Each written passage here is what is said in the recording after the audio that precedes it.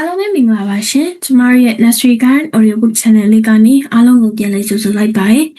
ဒီနေ့မှာတော့ကျမကဆရာမကြီး Channel ကျော်မမလေးရဲ့မိုးရိပ်မဟုဆိုတဲ့ဝတ္ထုရှည်လေးကိုဆက်လက်ဖတ်ပြတင်ဆက်ပေးသွားမှာဖြစ်ပါတယ်အားလုံးပဲစိတ်ဝင်စားနဲ့အဆုံးထိလိုက်ပါနားဆင်ပေးကြပါအောင်ရှင်ဆရာမကြီးကိုလည်းဒီစာအုပ်လေးကိုဖတ်ပြခွင့်ပြုဖို့ဒီဗီဒီယိုလေးကနေတစ်ဆင့်ခွင့်တောင်းရင်းနဲ့နှုတ်ခွန်းဆက်တာလိုက်ရပါတယ်ရှင်ထထသည်မမေးပဲမနေနိုင်တော့၍မိကြည့်သည်ပကံတွေပါခွဲစားနေရလားဟဲ့။ဝေသည်ပြုံးလိုက်လေသည်ထထကိုအပြုံးဖြစ်ပင်စိုက်ကြည့်လျက်ကောင်းငိတ်ပြလိုက်သည်ထို့နောက်မျက်နှာလေးမှာငကိုပကတိနူးညံ့စွာအေးဆက်ဆက်ဖြစ်မယ်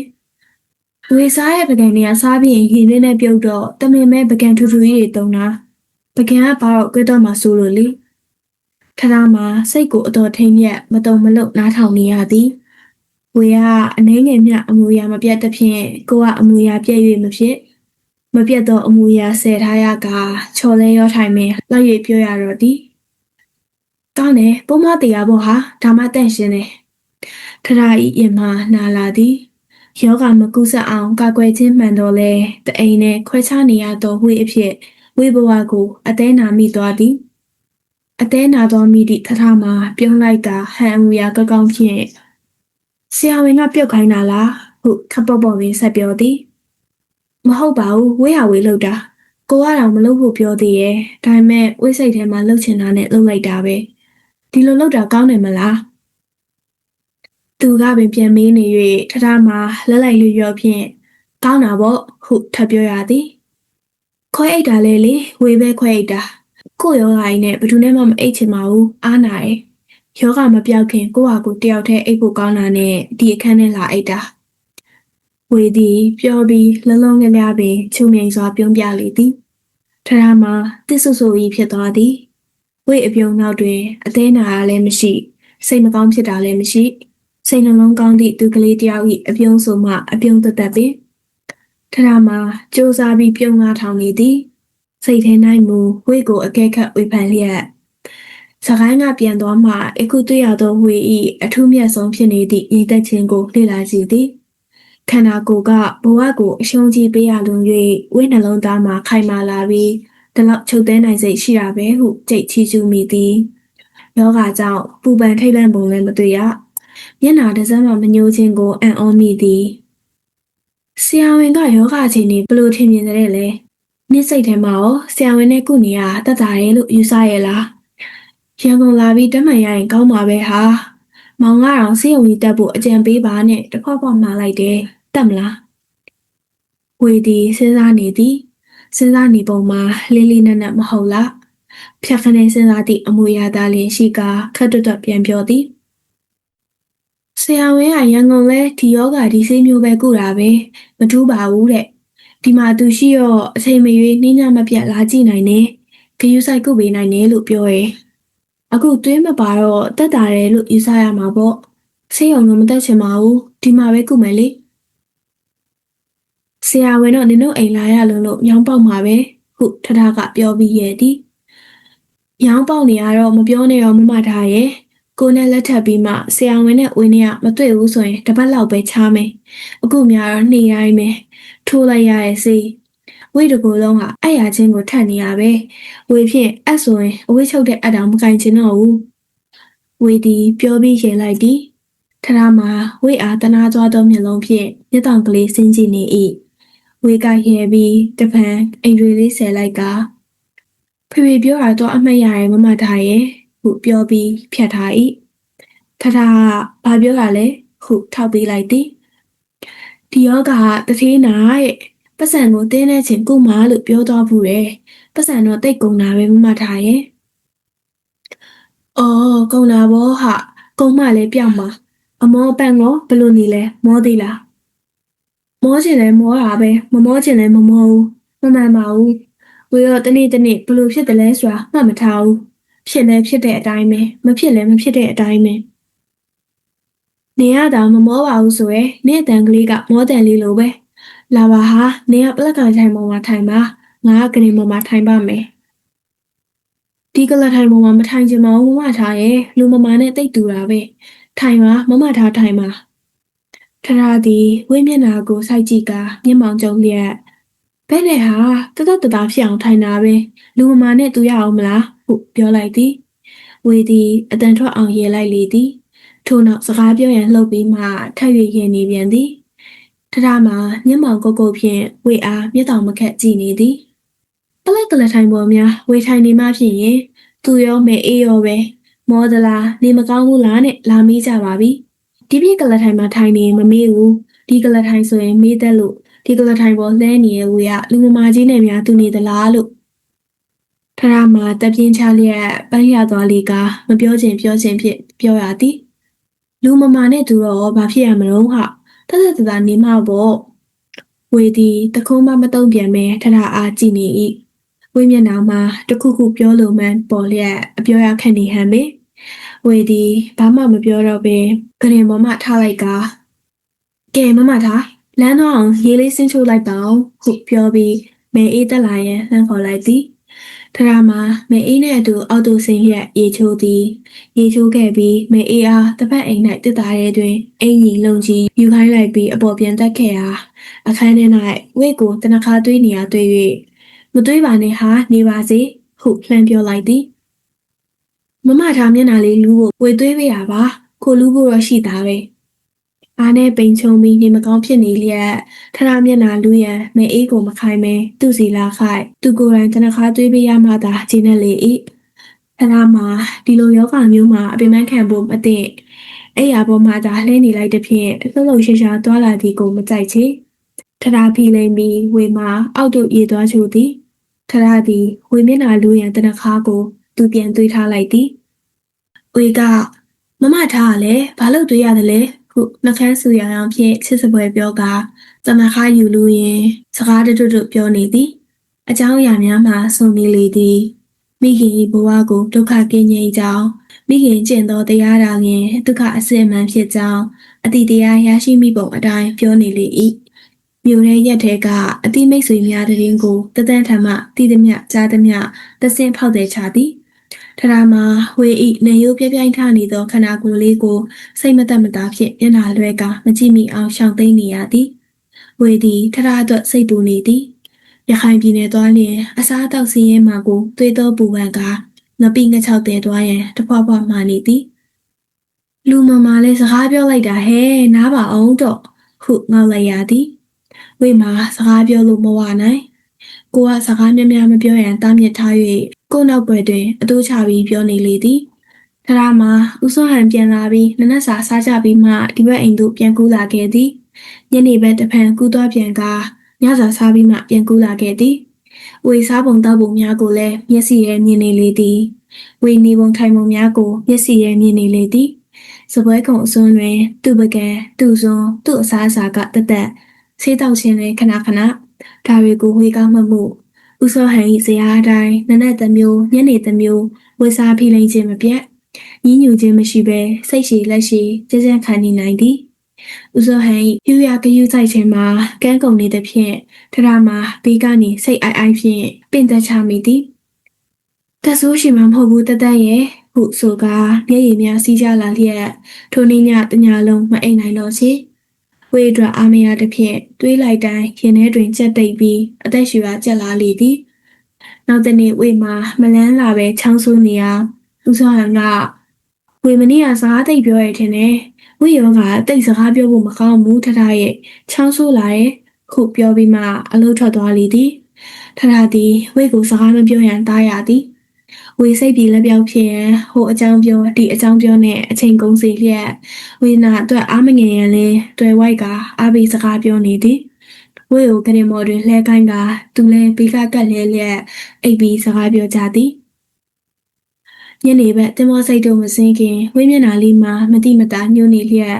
ဦးစောဟန်နဲ့ထထတို့စကားကောင်းနေခိုက်ဘေး၌ထိုင်ကတစ်ချက်ငိုင်နေလေသည်ဟဲ့ချာတိတ်ဆေးတောက်ပြီလား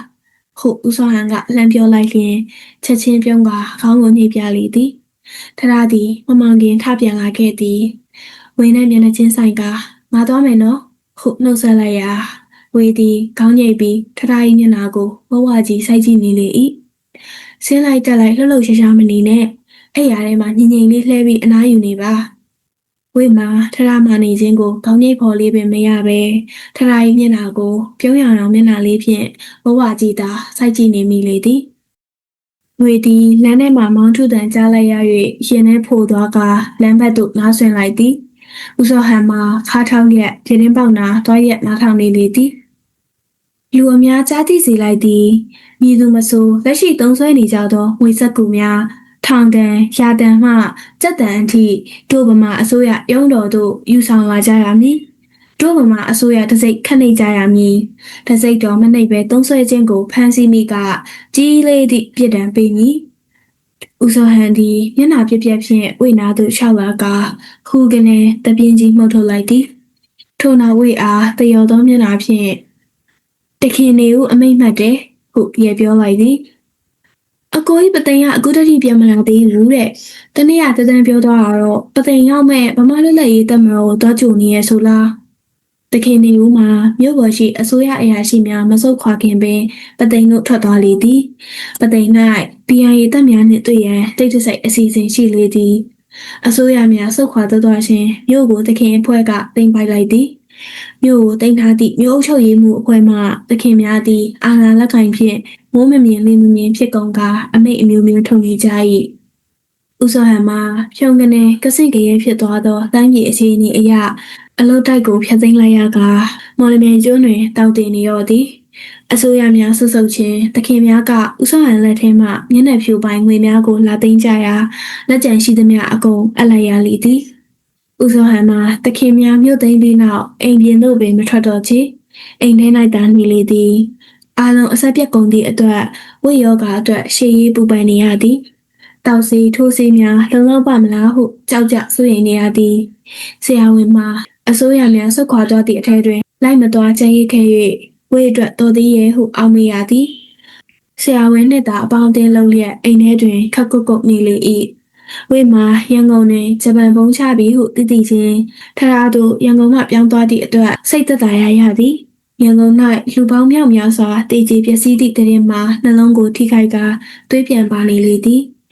အိမ်၌ထမင်းချက်ကလားကြီးပြန်သွားသည်မောင်မြနှင့်ပင်စခန်းသွားကြရလေသည်မိဖို့ကြောင့်ကိစ္စချက်ရေးပြုတ်ရေးများကိုဝင်ပါစီမံပေးရသည်ရှိသည့်ခွန်အားလေးနှင့်ပင်အိမ်ထဲ၌လှုပ်ရှားသွားလာစီမံပေးလျက်ဦးစောဟန်၏အနောက်နိုင်ငံစနစ်များဖျူဖျဲမဖြစ်စေရအောင်ထိမ့်သိမ်းထားလေသည်ကိုအတွက်ကိုကြိုက်တဲ့သည့်ဥစကီအရက်ပလင်းများနှင့်ငါးသုံးလုံးစီကရက်ဘူးများကိုစုဆောင်းဝယ်လောင်ထားလိုက်သည်နောက်ဝယ်မရမှာကိုစိုးရင်ကစက်ပြမွေးတောတိုက်စီမုတ်တစ်တာထောပတ်စသောအိမ်သုံးပစ္စည်းများကိုတစ်တာနှင့်ရိုက်လောင်ထားလေသည်ကိုနဲ့စေးပေါ်လိမ့်မဖြစ်ကိုနဲ့ကောင်းချင်းမောင်းနှင့်မဖြစ်ကိုတို့ကအရေးကြီးသည်နိုင်ငံခြားပစ္စည်းများပြတ်မှညမှာကိုအတွက်တနာနေလေသည်ဆရာဝန်ညနေပိုင်းရောက်လာမှမြို့ရေးရွာရေးသတင်းများပြောပြ၍ကြားသိကြရသည်တခင်များသည်6လုံးပြူခါထုတ်ကရုံးထိုင်နေကြ၏မြို့မှာမငြိမ်မသက်ဖြင့်ကြီးလန်းစာစားဖြစ်နေလေသည်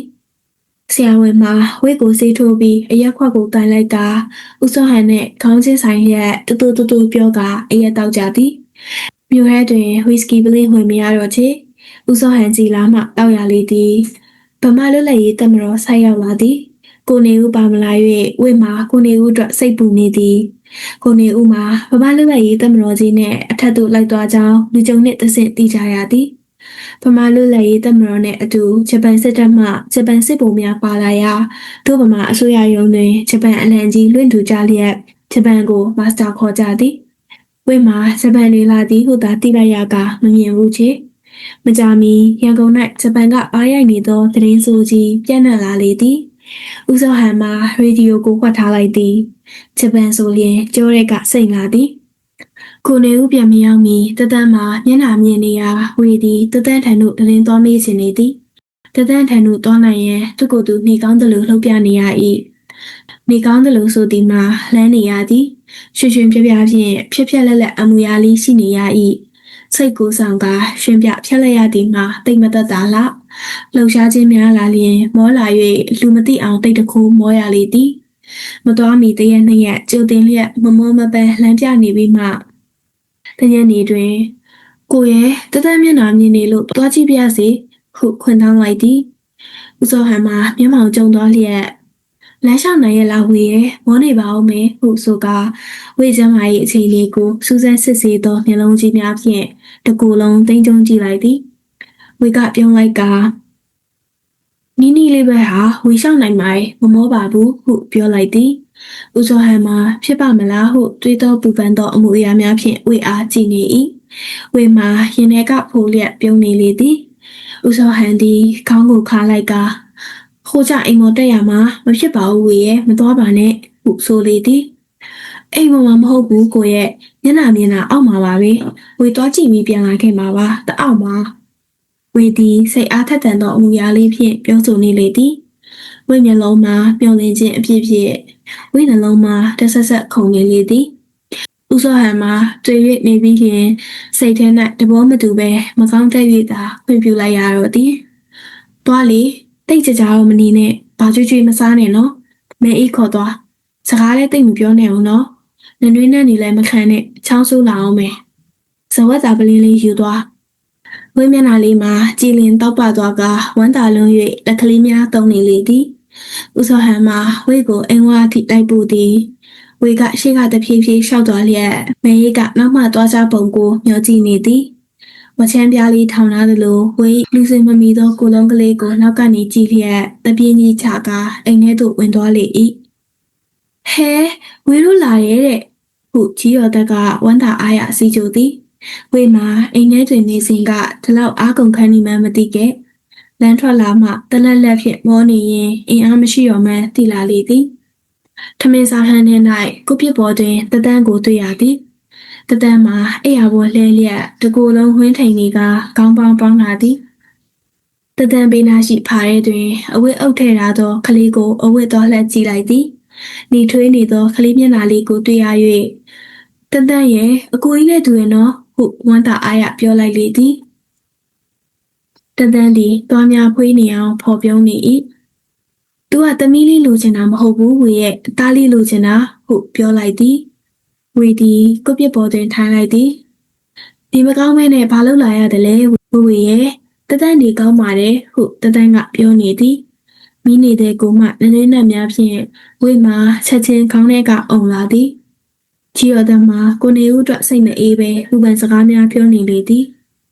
ကိုနေဦးမှာတက်မတော်နဲ့အထက်တို့ပါသွားကြောင်းသာသိကြရကာဘယ်ရောက်နေမှန်းမသိရပေအိမ်ရှိခန်း၌လူဝင်လာတန်ကြား၍ကြီးရတဲ့ထွက်ကြည့်ပြီး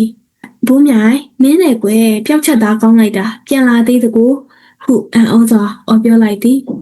ဝေသည်နေရာမှရုတ်တရက်ထားလိုက်ကာဦးလေးဘိုးမြိုင်ဟုတားလျက်အပြင်ခန်းသို့ထွက်လာလေသည်ဝေကိုမြင်သောဦးလေးဘိုးမြိုင်မှာမျက်လုံးကြီးပြူသွားလျက်မျက်စိပြက်မျက်နှာပြက်ဖြင့်ကိုဝေခလေးပါဖြစ်နေတယ်လေဟုတော်တော်ရင်ရင်လှမ်းမိနေသည်